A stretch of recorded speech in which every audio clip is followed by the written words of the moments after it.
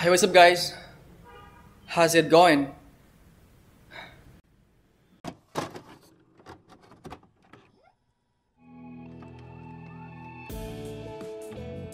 Kabar duka datang dari kampung Inggris. Seperti yang semua kita sudah tahu bahwa hari Rabu kemarin, tanggal 28 Juli 2021, kampung Inggris kehilangan salah satu tutor terbaiknya, yaitu Mr. Abdul atau biasa yang disebut dengan pemilik akun TikTok Abdulism_kampung Inggris. Bagaimanapun juga kepergian beliau meninggalkan banyak sekali duka bagi penikmat konten TikToknya.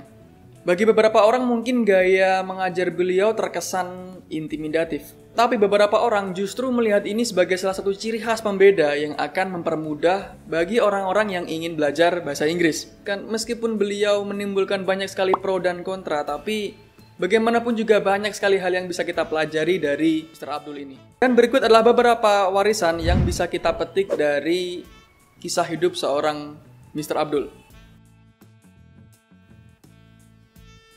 Dalam paham Mr. Abdul yang notabene beliau adalah seorang yang perfeksionis, belajar bahasa Inggris tentu juga harus sempurna atau perfect. Beliau mengajarkan bahwa dalam belajar bahasa Inggris, seseorang harus mempelajarinya secara menyeluruh dan secara utuh. Di kamus beliau tidak ada kata, yang penting yang diajak omong ngerti. Namun dalam belajar bahasa Inggris, semua harus sempurna, semua harus dipelajari secara menyeluruh, mulai dari grammar, pronunciation, hingga artikulasi. Memang tidak ada manusia yang sempurna, tapi ini adalah bahasa. Bahasa bukanlah manusia, bahasa bukanlah laki-laki, atau bahasa bukanlah perempuan. It's a language, and language can be perfect. Begitulah kata beliau. English should be perfect. Your English has to be perfect.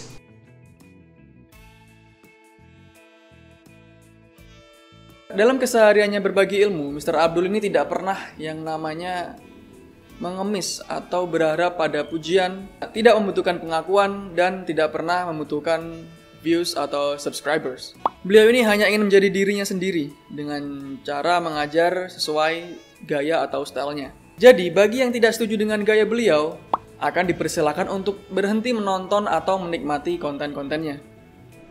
Nah, video ini tidak cocok buat kau. It's better for you to skip. It's better for you to stop watching this video. Yang ketiga adalah Abdulism. Istilah ini diambil dari nama beliau, yaitu Abdulism. Tapi kalian tahu nggak sih apa sih itu Abdulism, atau paham apa sih yang dianut oleh Mr. Abdul? Tunggu, ini bukan masalah agama atau kepercayaan keimanan, melainkan ini adalah gaya atau paham yang dianut oleh Mr. Abdul dalam belajar bahasa Inggris agar bisa belajar secara menyeluruh dan secara sempurna. Kenapa Abdulism? Karena saya punya kepercayaan sendiri biar orang itu bisa bahasa Inggris. Satu, nggak usah belajar dari kamus, nggak usah belajar grammar, nggak usah belajar speaking, nggak usah belajar pronunciation, nggak usah belajar listening, nggak usah belajar TOEFL, nggak usah belajar IELTS. Oke. Mau bisa bahasa Inggris atau mau belajar atau mau bisa? Aku sih pinginnya Orang-orang itu kalau orang-orang yang datang ke saya kan mau bilang, saya mau bisa speaking loh. Kamu mau bisa speaking atau mau bisa bahasa Inggris? Ya mau bisa bahasa Inggris lah. Kenapa kamu butuh hal yang kecil? Kenapa nggak yang besar sekalian? Kalau mau beli mobil ya mobil sekalian, jangan beli rodanya mulu. Ngerti nggak maksudnya? Bahasa Inggris ya bahasa Inggris. Orang yang bisa bahasa Inggris, speakingnya udah pasti bagus, grammarnya udah pasti bagus, pronunciation-nya udah bagus, understanding-nya udah pasti bagus. Nah, TOEFL-nya udah pasti bagus karena itu orang yang bisa bahasa Inggris. Orang yang bisa speaking belum tentu bisa berbahasa Inggris. Nah, itu kepercayaan saya, makanya saya sebut Abdulism. Kenapa? Karena dilarang ngafalin vocab, dilarang Betty bot, dilarang belajar wow, pronunciation, dilarang nulis banyak. Aduh ya Allah, please no. Pronunciation. Aduh. Nggak. Abdulism ini adalah sebuah cara atau metode belajar yang ia racik sendiri untuk menemukan formula-formula yang tepat agar belajar bahasa Inggris tetap terasa fun, namun tetap efisien dan efektif. Yang berikutnya adalah masih berkaitan dengan Abdulism. Jadi menurut Mr. Abdul ini gimana sih cara jitu untuk belajar bahasa Inggris? Dalam belajar bahasa Inggris, semua harus diawali dengan pendengaran. Jangan menghafal vocab, jangan menghafal pronunciation. Jangan menghafal formula-formula, namun dengarkanlah satu kata atau sebuah kalimat yang utuh. Lalu kalian harus sebisa mungkin menirukannya dengan tepat. Dan satu lagi, tentunya kalimat tersebut harus bisa digunakan dalam kondisi atau kegiatan sehari-hari. Lebih baik kalau kamu mau menambah vocabnya adalah belajarlah sentence. Belajarlah phrase. Nah, kalau mau cepat bisa, belajarlah yang sudah utuh, yang sekiranya bisa dipakai sehari-hari.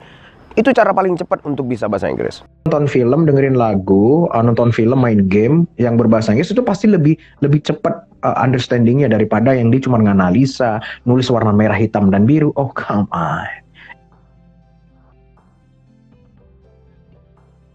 Menurut Mr. Abdul, mengajar itu adalah hak semua orang.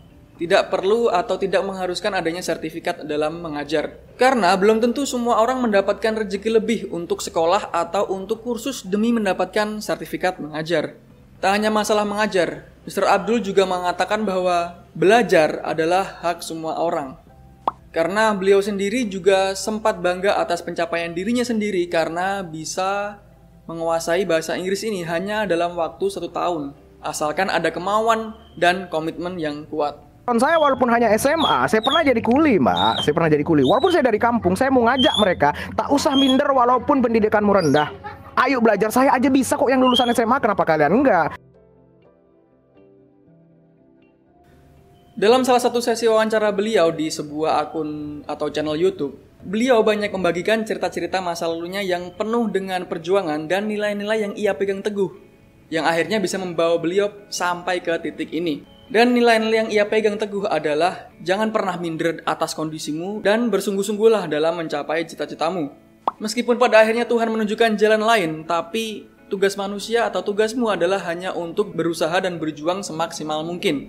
Sampai akhirnya pintu lain pun dibukakan oleh Tuhan. Tapi kemana-mana saya selalu bawa buku kimia, buku bahasa Inggris, sama buku fisika. Udah, sisanya nggak aku bawa. Kenapa? Karena aku belajar, kemanapun aku pasti belajar. Karena aku nggak mau lupa, karena aku mau kuliah gitu loh.